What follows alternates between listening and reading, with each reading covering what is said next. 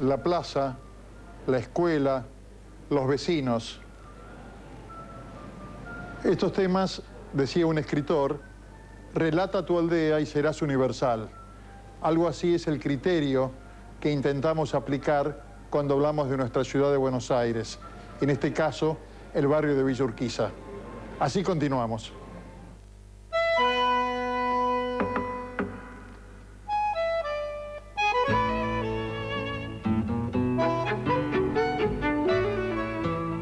La Plaza Esteban Echeverría es por tradición la principal plaza del barrio. Nació a mediados del año 1895 en tierras donadas por el fundador Francisco Sieber.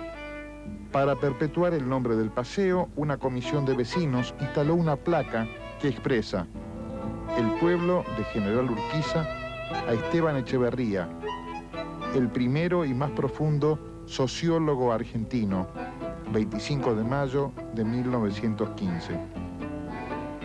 En 1937, la municipalidad concursó la realización de un monumento a Urquiza que resultó emplazado en 1942. Es obra del escultor Pablo Justo y en ocasión de la celebración del centenario de Villa Urquiza en 1987, se plantaron retoños de alcanfor traídos desde la ciudad de Concepción del Uruguay, provincia de Entre Ríos, por los propios descendientes del general Urquiza. Esto tiene una explicación histórica. Los retoños fueron regalados a Urquiza por el emperador Pedro II de Brasil, que colaboró con él en la batalla de Caseros, enviando infantes a engrosar el ejército de Urquiza.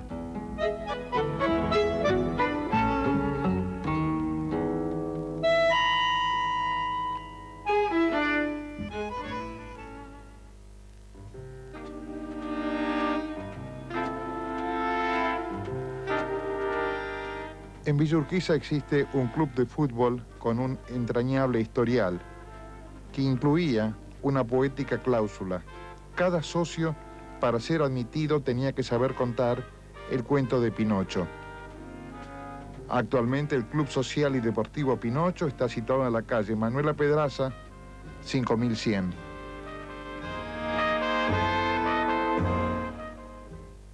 Este es un club muy romántico, muy especial en el momento que nace, ¿no? Casualmente, no sé si hay muchas personas que nos van a agradecer. Hay muchos que se casaron por culpa de este club, ¿no? Así que, mira. entre ellos yo. ¿Acá conoció a su señora? Aquí conocí a mi señora y mucha gente que pasa por acá recordando en sus bailes. El club era muy famoso por los bailes y entonces se conocían y después y sus hijos hoy están frecuentando el club. Lindo muñeco de pino, despierta. A la vida te destino.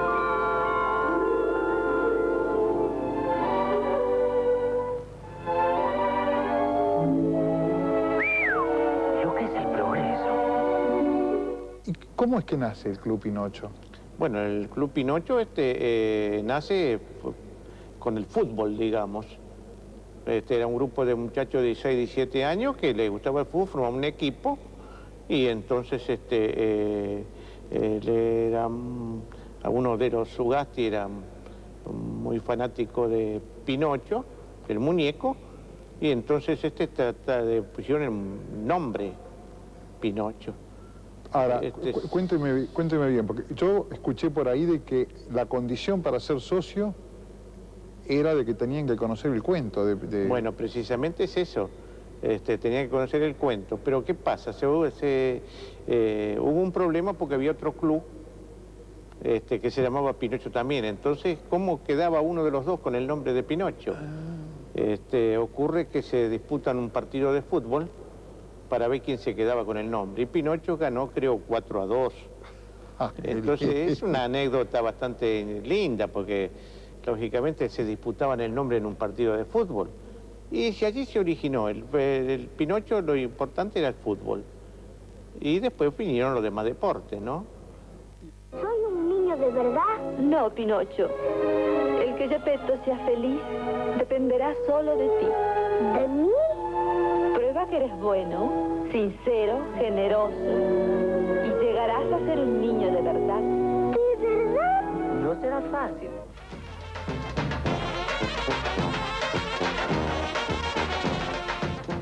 Sobre las avenidas Triunvirato y Monroe se localiza un gran centro comercial, en las proximidades de la estación Villa Urquiza.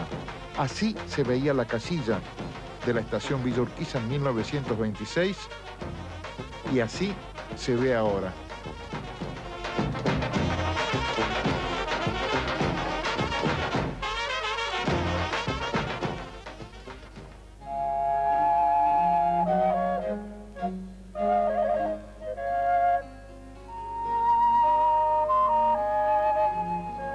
La iglesia de San Patricio surge en 1930 con el aporte de la colectividad irlandesa de Buenos Aires.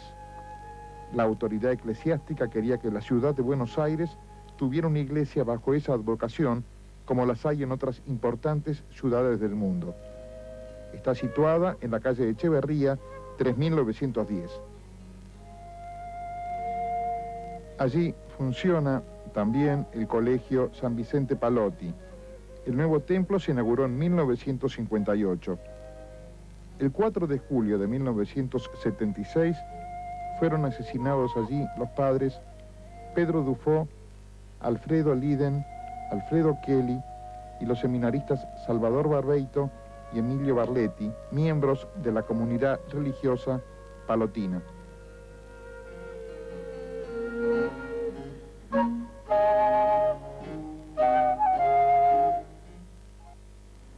Eduardo, no es un episodio grato el que vos llevaste al libro. Para el barrio de Villa Urquiza es un episodio en muchos casos secreto y a veces olvidado, tapado. Sí, creo que es así, con seguridad que es así. Pero la vida se construye de alegrías y de hechos dolorosos, es así. Por eso cuando decidí escribir este libro, era como pagar una pequeña deuda personal, quizás con la memoria de mucha gente que sufrió en la época de la dictadura militar y en particular con hechos que estaban vinculados con mi propia historia, por haber vivido en el barrio de Núñez, por haber estudiado en el barrio de Belgrano y por haber estado muy cerca, por amistades, de la parroquia de San Patricio, haber, sin ser católico y sin ser un feligrés de esa iglesia, haber estado vinculado con gente que vivía cerca de esa iglesia. ¿Cuál es el episodio que este edificio que uno ve de la iglesia tan singular, que uno no sabe si es una iglesia católica, protestante, es un lugar distinto del barrio, tiene este episodio? ¿Cómo lo podrías...? Sí, sin duda que creo que está bien señalado el tema que es una iglesia que llama la atención porque su arquitectura no coincide prácticamente con ningún otro templo de la ciudad de Buenos Aires. No. Y esto se debe a que la congregación que creó esta comunidad es una congregación de origen irlandés, de allí esta arquitectura singular. Y el hecho lamentable es que el 4 de julio de 1976, un hecho trágico por cierto, allí en esa parroquia ubicada en la calle Estomba, fueron asesinados 5 religiosos, 3 de ellos sacerdotes, los padres Kelly, Liden y Dufo, y 2 seminaristas también pertenecientes a esa congregación de apellidos Barbeito y Barletti. Este hecho tan cruento, terrible, cometido dentro de la propia casa parroquial, que era el lugar donde esta gente habitaba, fue cometido, según se estableció en las distintas investigaciones que se pudieron realizar, incluso por la propia justicia, por un grupo de tareas perteneciente a la tristemente célebre Escuela de Mecánica de la Armada. ¿Te llevó un juicio este libro que hiciste? Sí, esto fue una consecuencia no deseada. Uno cuando escribe y trata de reconstruir la historia, y este era el sentido que yo le di, era dar un testimonio de un hecho que, como señalaste, creo muy bien, pertenece a la propia historia. No, hay cosas que no se pueden soslayar, ocurrieron, y si ocurrieron, creo que hay que dar testimonio de ellas. Lamentablemente, el juez que tuvo a su cargo la primera instancia de esta investigación, que se llama Guillermo Rivarola, actualmente es camarista federal, me inició un juicio por considerar que un párrafo que yo le dedicaba constituía una acusación de que él no había hecho lo que le correspondía como juez. Tuve una primera condena en mi contra, me condenaron a 1 año de prisión en suspenso y a pagarle al juez Rivarola $20.000 en carácter de indemnización. Apelamos el fallo a la Cámara Federal, estamos hablando del fuero penal, y afortunadamente a fines del año 96 esta Cámara revocó el primer fallo y me consideró inocente, por cuanto lo único que había hecho en el libro era dar cuenta de una realidad. En aquella época, como se conoce, como ha sido juzgado, los jueces carecían de independencia para poder investigar crímenes que lamentablemente, como se conoce también, habían sido cometidos por agentes del propio gobierno de aquel momento. Los palotinos no tenían una afiliación política, había divergencias absolutas en el pensamiento entre ellos mismos. Lo que sí se puede aseverar que era una comunidad que tenía una posición muy abierta frente a la sociedad, era una comunidad que había adoptado una posición, digamos, de solidaridad con los más necesitados, hacían trabajos sociales. La parroquia era concurrida por muchos jóvenes, me estoy refiriendo a todo el periodo anterior, y quizás esto haya despertado el celo de algunos que consideraban que este tipo de actividades sociales, de solidaridad, podían ser consideradas como actividades peligrosas para el poder.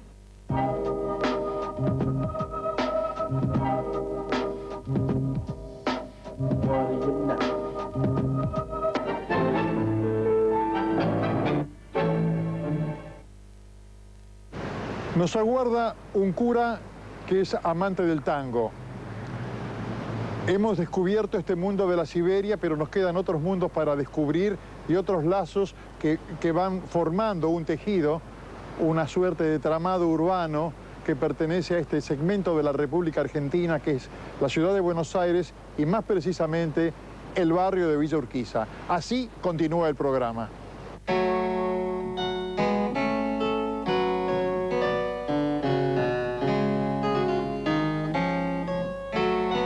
En Triunvirato 4940 funciona la parroquia Nuestra Señora del Carmen, que se origina en la capilla fundacional, construida con planos del ingeniero Tomás Villalba en el año 1893. Su inicio y su evolución la convierten en un hito afectivo de gran importancia para Villa Urquiza.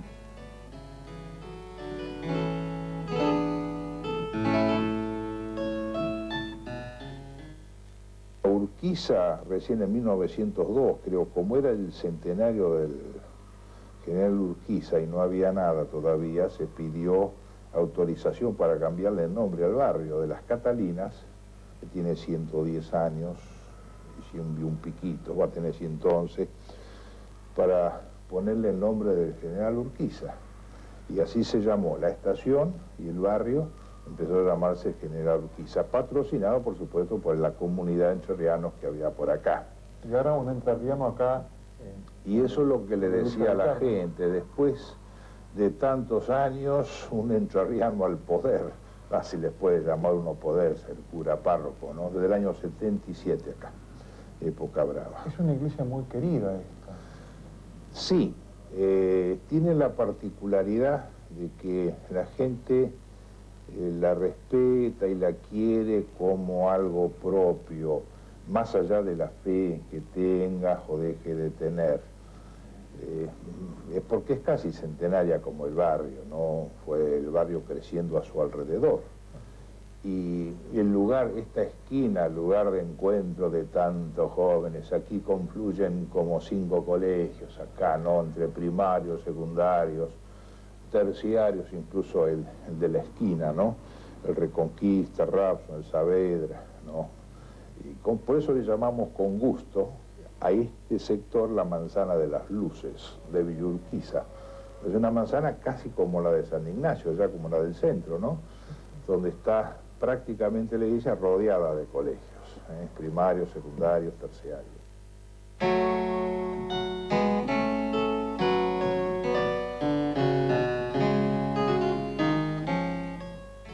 Ahora, esto de ser párroco de esta iglesia tan emblemática para el barrio y tener la orden del porteño.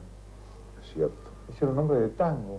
Es un nombre de tango, por eso digo, yo vine a Villa Urquiza cuando murió Gardel, es cierto, así chiquitito, porque vivíamos en una calle que se llama Ladines y Constituyentes aquí, que ahora me acuerdo, porque hoy salió salió en estos días en el diario de la muerte de Bruno Rodolfi, aquella famosa máquina, Giacomo Rodolfi Ramos, era la línea media, ¿no? Si no te digo el equipo, el Giacomo Rodolfi, era Soriano, Bagui, Cadilla, Giacono, Rodolfi Ramos, Muñoz Moreno, Pedernera, Labrún y Lustó. Y Giacono era el que vivía al lado mío, de mi casa, y el hermano de Giacono en mi propia casa. Y ellos me llevaban a ver el fútbol, qué sé yo, hasta que alguna vez se le ocurrió a alguien decir que me querían invitar para las divisiones inferiores de River.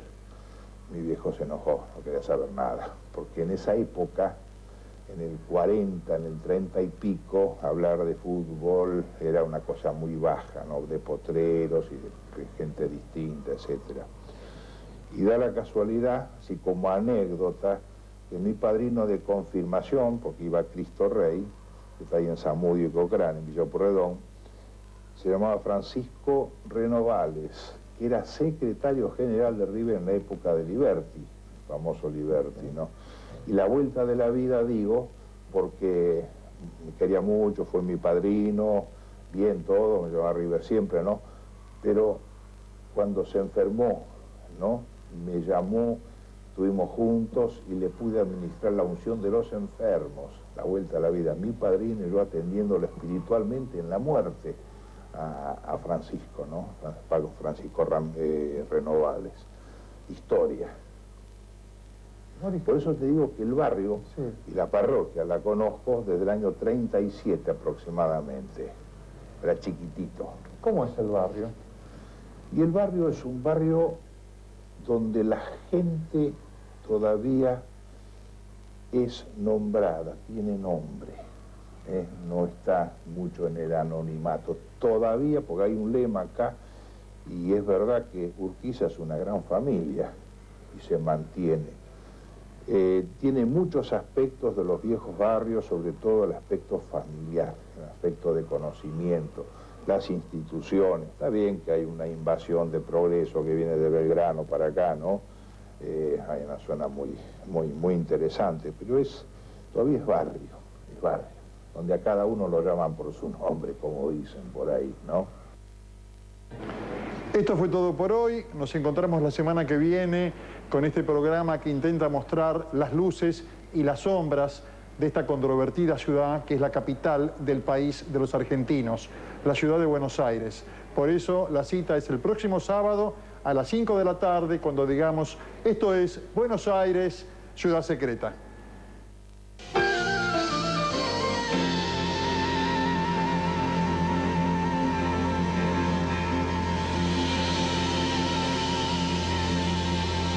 Señora de